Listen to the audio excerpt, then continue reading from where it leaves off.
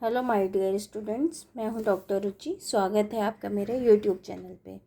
तो जैसा कि हम जानते हैं, हम टीजीटी और पीजीटी के प्रीवियस ईयर के क्वेश्चन सॉल्व कर रहे हैं टॉपिक वाइज। तो सबसे पहला हमारा टॉपिक चल रहा है इक्वेशंस एंड इनइक्वेशंस। तो उसके हम 5-6 क्वेश्चन सॉल्व कर चुके हैं। अब आज देखिए, मैं लास्ट क्वेश्चन नहीं कराऊँगी, 1 या 2 क्वेश्चन आज की वीडियो में मैं आपको बताऊँगी।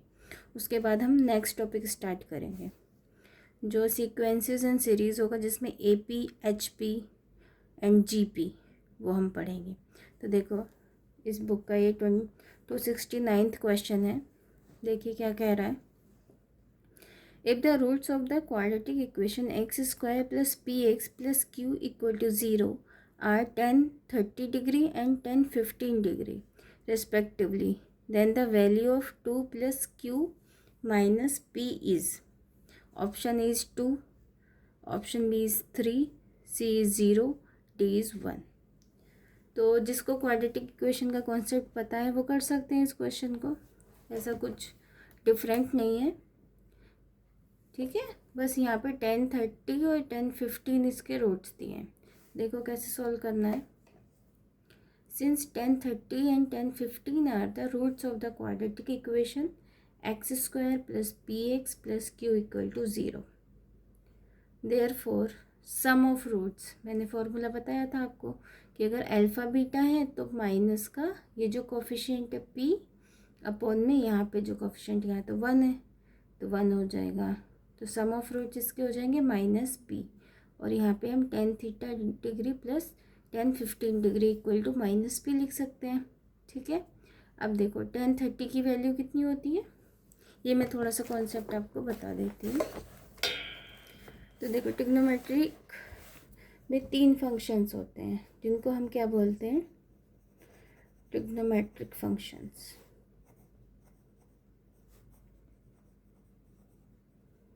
क्या क्या होते हैं, एक तो होता है साइन थीटा, कोस थीटा और टेन थीटा, ठीक है। इनकी वैल्यूज़ हमें अलग अलग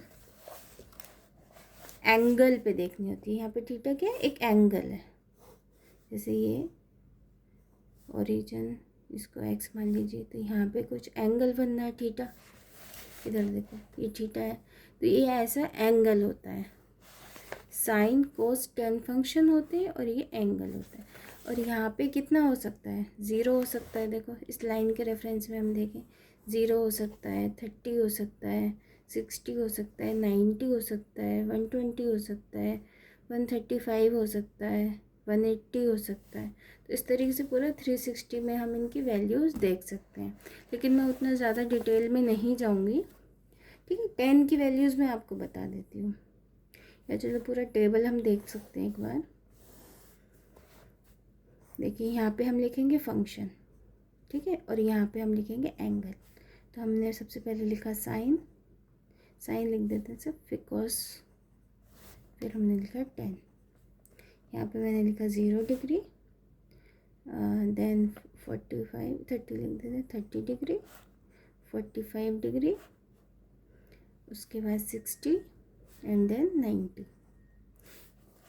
तो साइन 0 0 होता है, ये हमें याद ही करना है, ठीक है। इसका हमें प्रूफ में नहीं जाना कि कैसे ये वैल्यूज़ आई, वो सब हमें नहीं सोचना। We have to learn all the values at least on these angles. तो sine 0 0, sine 30 is 1/2, sine 45 is root 1/√2 and sine 60 root 3/2 and sine 90 is 1। अब देखो, कॉस को लिखने का एक तरीका है, आप यहाँ से रिवर्स में लिखते जाइए वैल्यूज़, तो ये कॉस की वैल्यूज़ आ जाएंगी। कैसे, साइन 90 की जो है वो 0 पे आ जाएगी, 60 की 30 पे आ जाएगी, 45 की 45 पे, 30 की 60 पे, 0 की 90 पे। अब देखो एक चीज़ और होती है, जो टेन थीटा होता है वो होता है साइन थीटा अपॉन में कॉस थीटा के। जब ट्रिग्नोमेट्री पढ़ेंगे वहाँ पे हम इसको देखेंगे कैसे होता है। तो देखो, इन दोनों को डिवाइड कर दीजिए तो आपको 10 की वैल्यूज़ मिल जाएंगी। जैसे 0/1 0 होगा, 1/2 अपॉन में 1/√3, 0.2, तो कितना आ जाएगा 1/√3 आ जाएगा। इसको डिवाइड करेंगे 1 आ जाएगा, यहाँ से √3 आ जाएगा और यहाँ से इन्फिनिटी आ जाएगा। तो ये हमारी टेबल बन गई है ट्रिग्नोमेट्रिक फंक्शंस की इन एंगल्स पे वैल्यू। ठीक है, मुझे लगता है समझ में आ गया होगा। अभी हमें यहाँ क्या चाहिए, हमें यहाँ पे चाहिए tan 30 की वैल्यू और tan 15 की वैल्यू।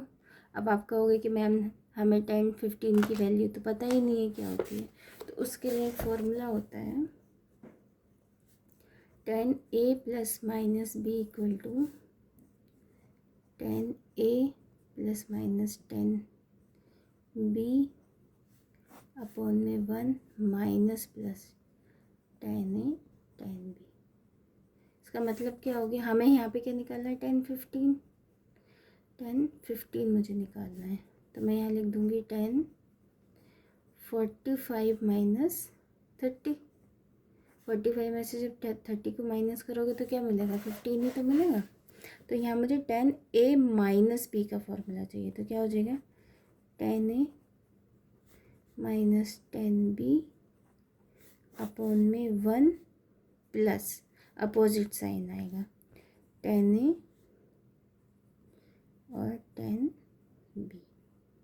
अब टेबल आपके सामने है, बताइए tan 45 कितना होगा 1 होगा, tan 30 कितना होगा 1/√3 होगा, है ना। अपॉन में 1 प्लस 1 इंटू 1/√3।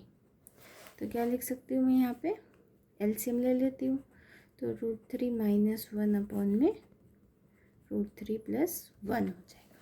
ठीक है, अच्छे से समझ लो इसको, ये वैल्यू मैं आगे यूज़ करूँगी। तो देखो tan 15 की वैल्यू कितनी है, √3 माइनस 1/√3 प्लस 1। तो 1/√3 plus √3 minus 1 upon √3 plus 1 equal to minus p हो गया है। अब यहाँ से हम एलसीएम लेंगे, कैसे एलसीएम लेंगे, ये पूरा ही हमें एलसीएम लेना होगा। देखो मैं फर्दर सॉल्व करके दिखाती हूँ आपको, ऐसे वो समझ में नहीं आएगा। तो मुझे सॉल्व करना है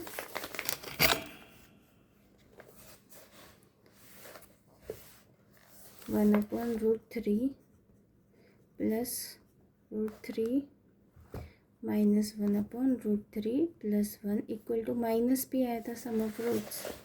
तो देखो एलसीएम लिया हमने √3 प्लस 1, तो यहाँ पे आ गया √3 प्लस 1, इधर आ गया प्लस √3 का square minus √3 equal to minus B.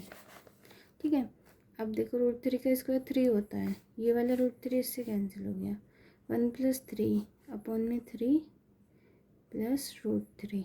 जब √3 की √3 से मल्टीप्लाई होती है तो रूट हट जाता है, 3 आ गया इक्वल टू माइनस बी।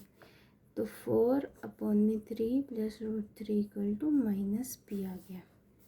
एक वैल्यू मुझे ये मिली, देखो 4 अपॉन में 3 plus √3 equal to minus b आ गया। ये वैल्यू मुझे यहाँ से मिल चुकी है। अब प्रोडक्ट ऑफ रूट्स सेम तरीके से tan 30 into tan 15 equal to q upon 1 हो जाएगा, तो क्यू आ गया। तो 1/√3 into √3 minus 1/√3 plus 1 equal to q. तो क्यू की वैल्यू क्या आ गई, √3 माइनस 1/3 प्लस √3, ये आ गई। इक्वेशन 1 से पी की वैल्यू मिली, यहाँ से क्यू। अब हमें चाहिए क्या, 2 प्लस क्यू माइनस पी चाहिए। तो इक्वेशन 1 और 2 में मुझे सिर्फ 2 ऐड करना है, तो 2 plus q minus p is equal to 2 plus √3 minus 1 q की value √3 minus 1/3 plus √3 plus 4/3 plus √3।